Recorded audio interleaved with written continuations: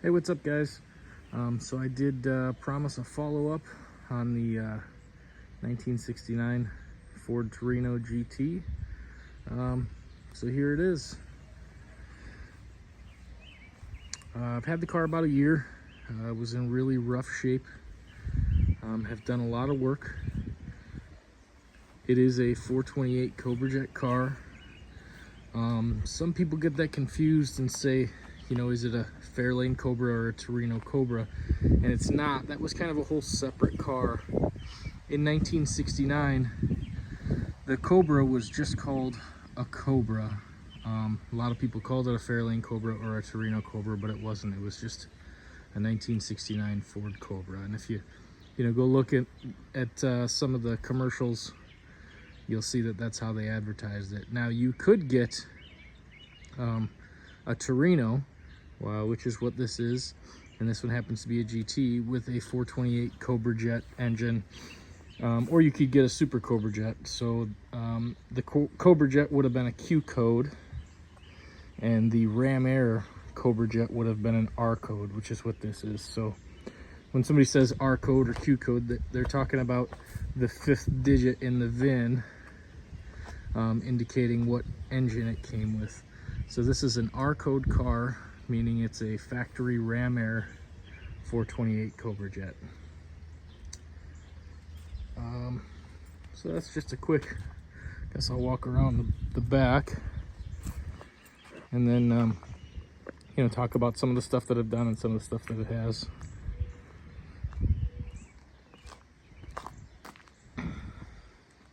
So you can identify a GT,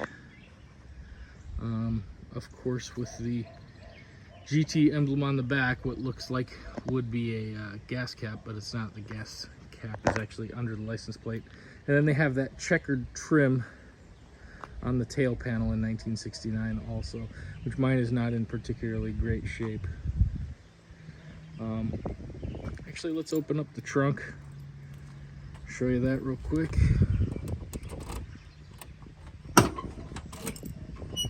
So I'm kind of getting it ready for a car show, so this is basically how I display my trunk. So I've got the brochure, and you can see I have a deluxe Marty report done, and I don't really want to focus on the VIN too much, but this car is a one-of-one car. There were 1,285 of these cars that came with Cobra Jets, and this one is one of one. So it's, pretty special. There's the amplifier for the system I installed. We'll talk about that stuff too. Show you the inside of the car. So I've redone all this. The inside was in very bad shape, and now it's decent. It's a little dirty. I haven't cleaned out the interior yet, but no rips or tears. The package tray is absolutely huge. The seats are all nice. I recovered those. Redid all the wiring under the dash, and added some the pod gauges, added a custom auto sound radio. This is equipped with a clock, and it does work, as you can see. It does have a working tachometer, 78,078 miles on the odometer. Actually, let me go ahead and fire it up and show you that everything's working. I don't know what happened to my video there, but it kicked off on me, so sorry that there's a cut in it. But anyway, clock is working, tachometer's working, speedometer does work. 78,078 miles. Fuel gauge, I installed a new fuel tank, and just got the sending unit adjusted to where it works really good. Oh, before I get out of here, I'll turn on the blinkers, then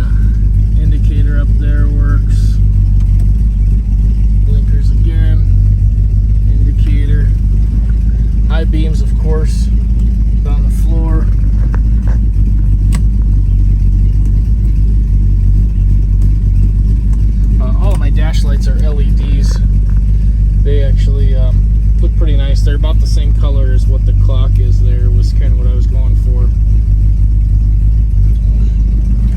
I'll let you hear it from behind the car.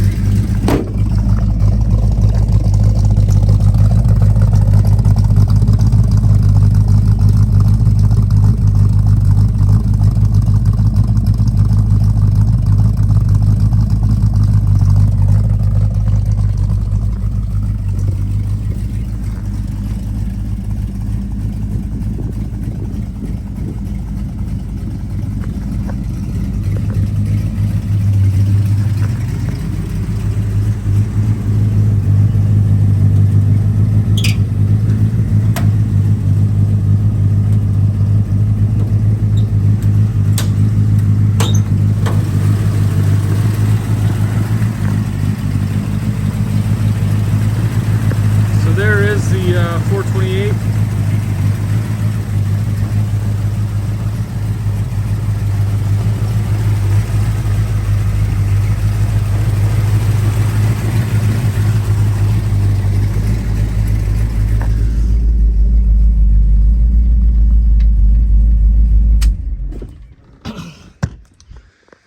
All right, so there it is.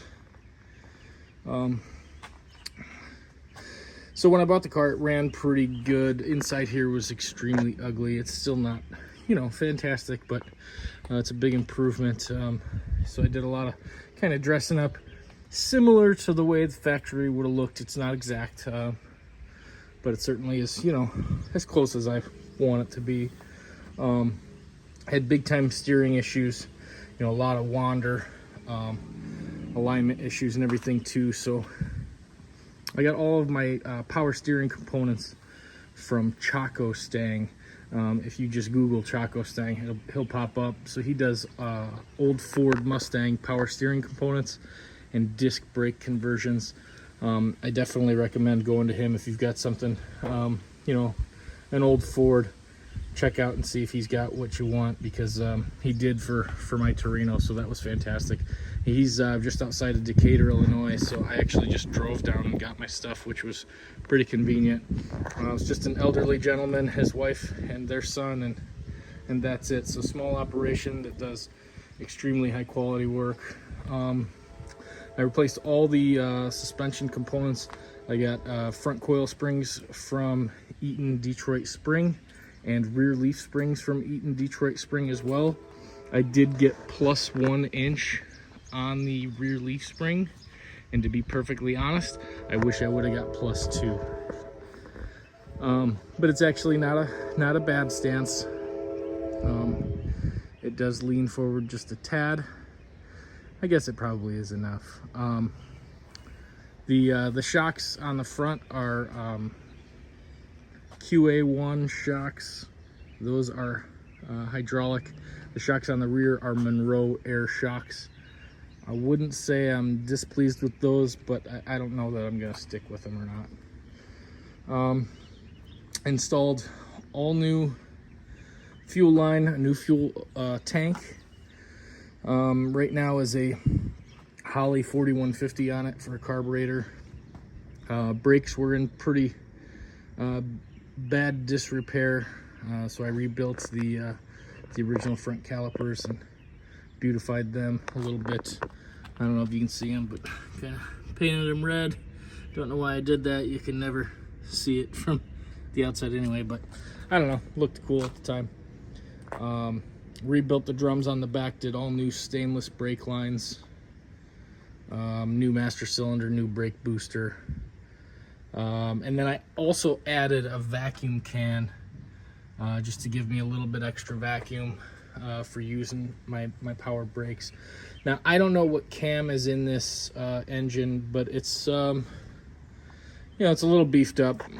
You know, she revs a little bit lower than it would stock.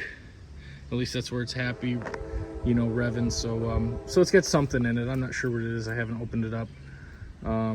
This is not the original Cobra Jet engine, which is okay, I suppose. I'm not real huge on having to be everything numbers matching and original. I don't necessarily understand the big deal. I want the right motor, you know. So, but I do have a date code correct Cobra Jet. Sorry, my garage is a mess. That I'm going to be rebuilding. I was gonna say I am rebuilding, but I'm not. I tore it down and I haven't started rebuilding it yet, but I will probably this winter. And that'll be the engine that goes in this car. So at least it'll be date code correct.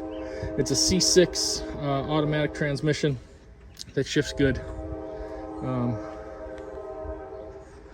It's the original radiator.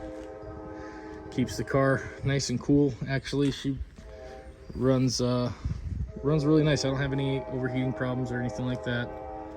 I did go with roller spring perches up front.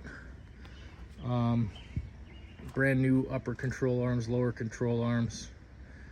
Every piece of suspension on it is new. And I went with something that was either stock or close to stock. Like the roller perches are not stock, but that's just a good technological advancement, you know, that you probably should do if you're replacing your purchase.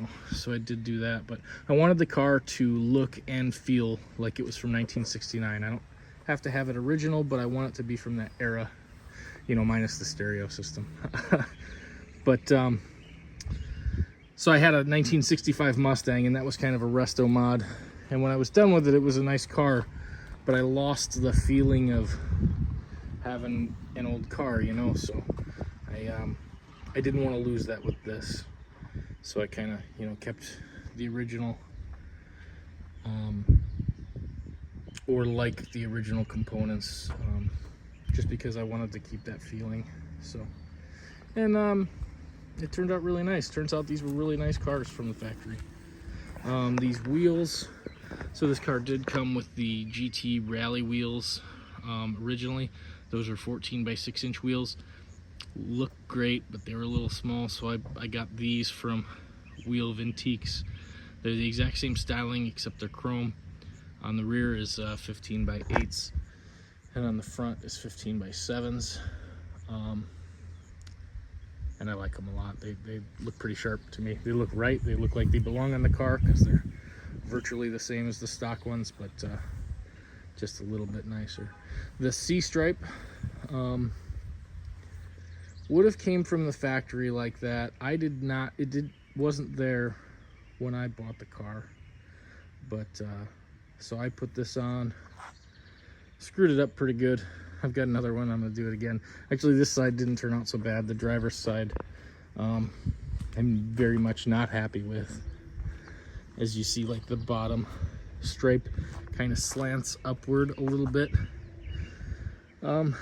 which I absolutely hate. It's not supposed to. It's supposed to be straight with the top one. So I'm gonna reapply that and get it a little bit better next time. But yeah, you gotta learn from those mistakes, right? So stereo system, it's a custom auto sound stereo. It's their latest and greatest one. I don't remember the name of it, but it has Bluetooth. The speakers are all kickers. I think it's two 4.5-inch speakers up front in the dash that you can't see, but they're under that kind of speaker grill. The speaker grill here, speaker grills here are the original stock speaker grills, and then those are two kicker 6x9s. And then in the trunk I have a kicker 12-inch down-firing subwoofer. The amplifier for it is a Audison 1000-watt amplifier, and it sounds really good. It's certainly good for what I need it to be. I think that's about it. Did the whole interior. The floors had holes all over them. I ended up, putting a bunch of floor patches in, which went well. Body work, the car needs body work. It probably looks really good on a video, but I have some bubbles here and there. She's a little bit wavy.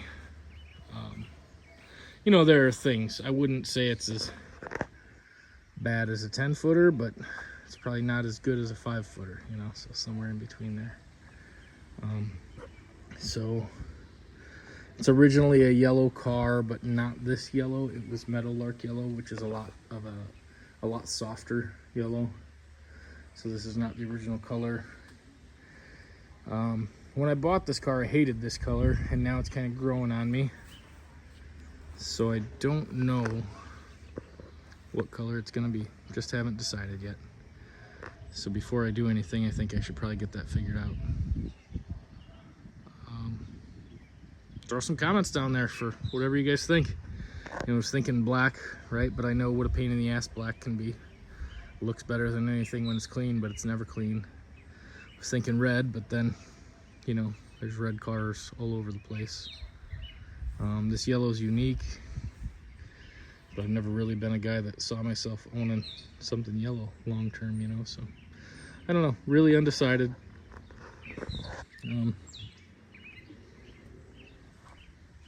I like these in like a dark green, like the Highland green. I don't know that I would do that, but I can appreciate it. So definitely have options. Trying to think anything else. Oh, this grill, this GT grill, originally is Argent Silver, which is just Ford's fancy way of saying gray.